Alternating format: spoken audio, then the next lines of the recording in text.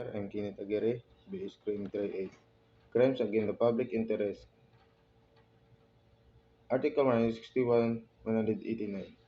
Article 161, counterfeiting great seal of government of the Philippines is the forging signature or stamp of chief executive. Punishable acts. Forging great seal of government of the Philippines. Forging ibig sabihin kopyahin ang paggawa ng Great Seal o logo tulad sa Office of the President. Crimes na pagpabibilang na crimes of public order ay misinterpretation, deceit o paninirang. Kapag directly ang paninirang, ang krimen na yan ay estafa. Forging signature of President and paggagayan ng perma ng President. Forging stamp of President. Article 163.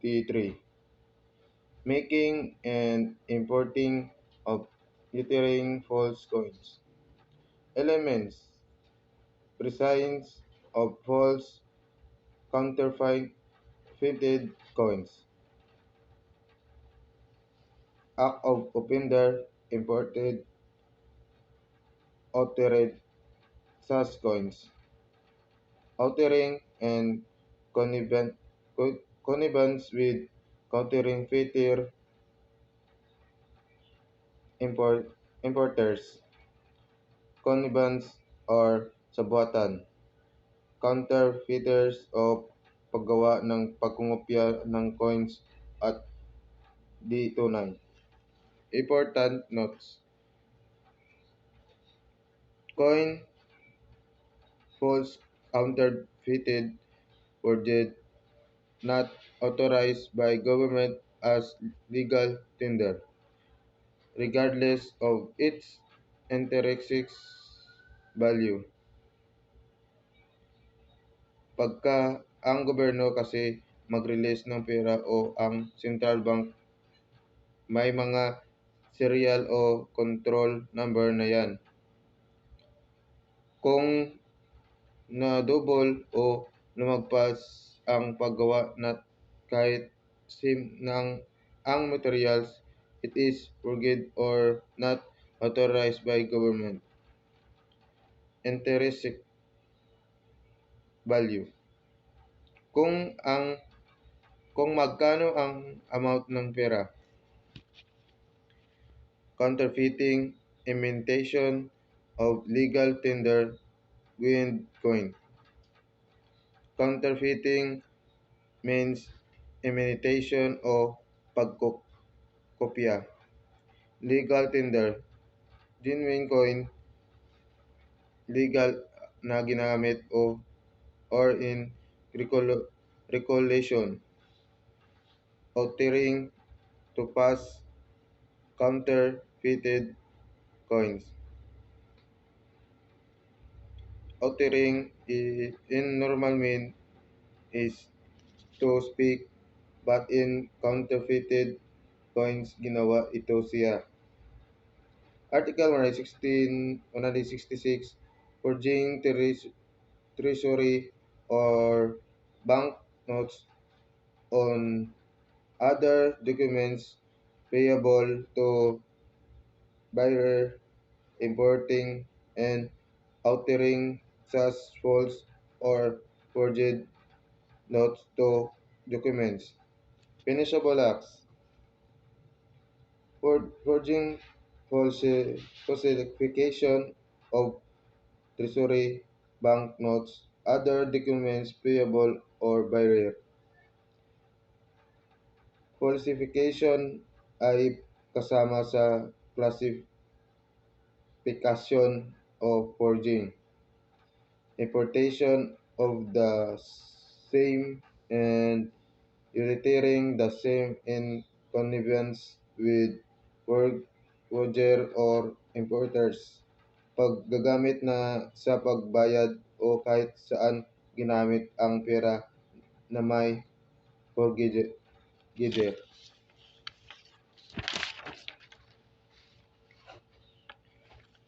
Important notes. Forging givens to treasury banknotes, any instrument payable o barrier to other appearance of true and genuine document. Ang pag-forget to make it a prepared na tunay na genuine. Falsification, erasing, substituting, counterfeiting, altering by any means figures, letters, words, signs contained therein. Dito nakalista pag-erase, pagbago o paggaya sa word, signs o letra. Importation, bring into Philippines. Pagdadala galing sa labas dalhin dito sa Pilipinas. Authoring, offering obligations, notes, knowing them to be false, forged, whether such offer is accepted, not pre- representation by words, action, that they are winning and with intent to defraud. Alam ng tao na ito ay forged, false, defound, or paglinlang. What may be forged, falsifi- falsified treasury bank notes, certificates, other obligation, and securities payable to barrier. Payable to barrier or nandun nakapangalan na doon ibayad. Article 169. How forgery is committed. Ways to committing. Number 1. By giving to treasury banknote any instrument payable or bearer to order appearance or true and genuine document and kinokopya o ginagawa na parang tunay, forgery, ang matawag dito. By erasing, substituting, countering, fighting, altering by any means, figures, letters, words, signs contained therein. Ito yung tinatawag na falsification. It is how forgery is commit. Elements. Article 170, falsification o legislative documents, presence of bill, resolution or ordinance indicted, approved, pending approval of either house of legislature, any provincial board, municipal council, and bill or purpose na batas, resolution, ordinance, or ordinansa. Act of offender alteration, may binago siya. No proper authority, walang akibat na otoridad kapag gusto baguhin ang isang Senado ang isang bill, kailangan nito ng authority. Alteration, change meaning of document. Binago ang meaning ng document. Article 171. Falsification by public officer, employee, or notary or soliciting minister, notary or abogado na binigyan ng authority ng Supreme Court, soliciting minister o tungkol sa simba, toliko o iba pa.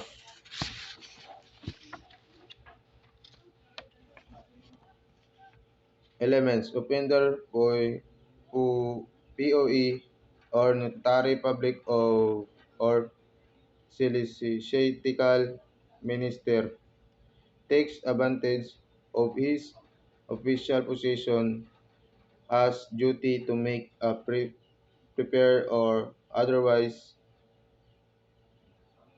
intervene in preparation of document or has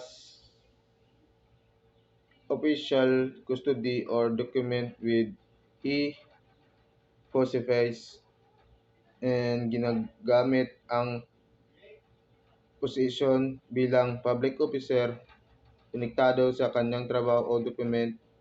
Halimbawa, civil local register siya ang custody sa birth, marriage, and death certificate. Act of offender falsifies document. Merong binago sa document. Important notes: no falsification in good faith. Good faith o mabuting intensyon, intent of refund. Gaya nagsulat niya ang July, merong palpak na nagawa na sa June, binago niya ito pero walang krimen dahil binago ito dahil maganda ang intensyon. Document: any written statement by with right is established or obligation is extinguished or by which fact may be proved to apprehend. Different modes or falsifying document: counterfeiting, imitating, forging, or handwriting signature sobre. Counterfeiting, meditating o pagaya, feigning o pagprinted, causing it to prepare that person have participate in act to proceeding when they did not fact to participate. Mga attendance na tinatawag na similar pero hindi pala siya omitted. Attributing of person who have participate in any act of proceeding statements other than those in fact made by them may binigay to make it appear na sinabi na tao pero wala naman palang sinabi. Making untruthful statement and narration of facts. Pagsisinungaling o pagbigay ng hindi totoong nangyari. Altering true dates. Making alternation or intercalation of granted document with when change in meaning, ang pagbago ng detalye para maiba ang meaning. Issuing is authenticated from document purporting to be copy original document when no such original exists or including in such copy statement contrary to or different from that original and intercalating any instrument not relative to issues instances thereof the protocol register or official book insent ng mga bagay na wala namang kinalaman sa totoong bagay. Halimbawa, ang pag-insert ng pangalan ng sa blatter na wala namang kinalaman na inisyu.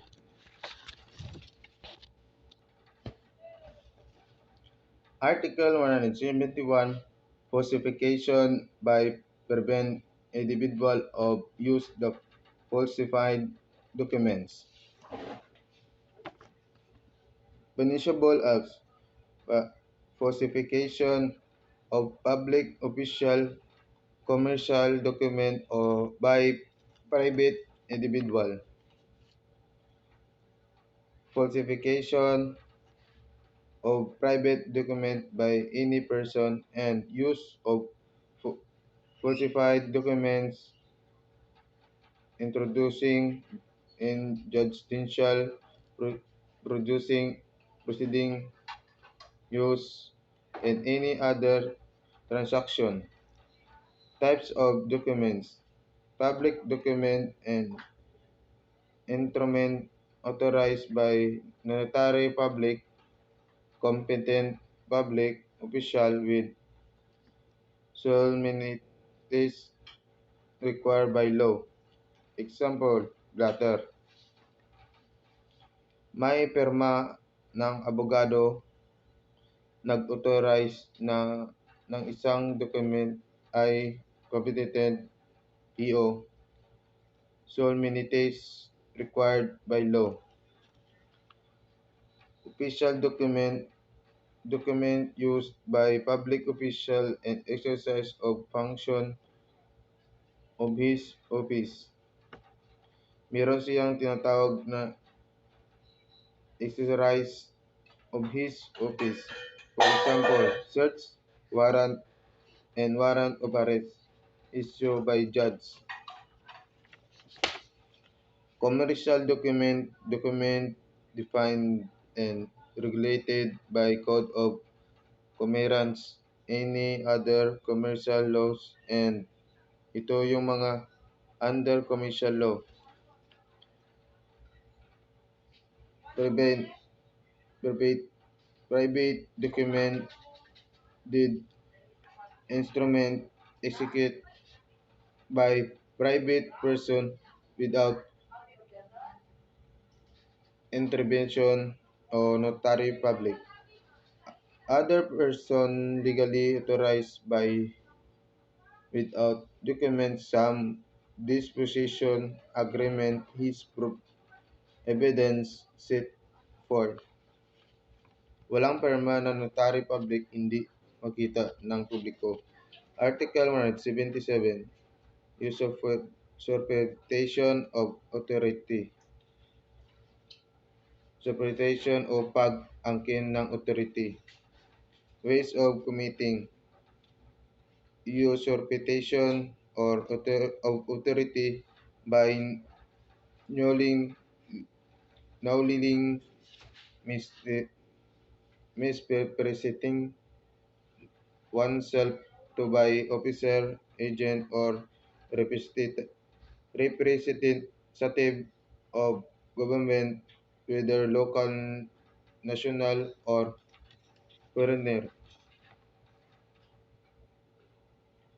as if he is a officer event not karaniwang ginagawa ng nagtatrabaho sa ahensya ng gobyerno. Usurpation of official function by performing any act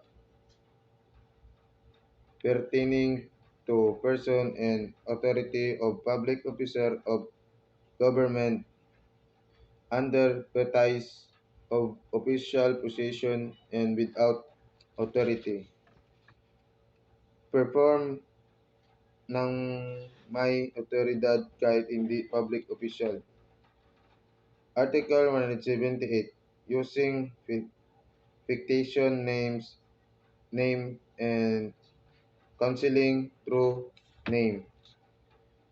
Fictitious name o hindi tunay na pangalan. Punishable acts using fictitious name elements. Offender use name not his real name.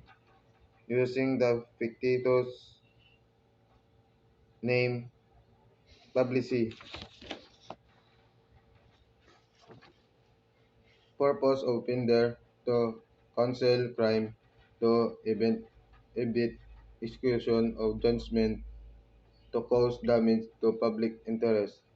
Counseling truth name elements. Offender counsels his truth name, all other personal circumstance, and pagtago ng tunay na pangalan, pagkatao o civil status.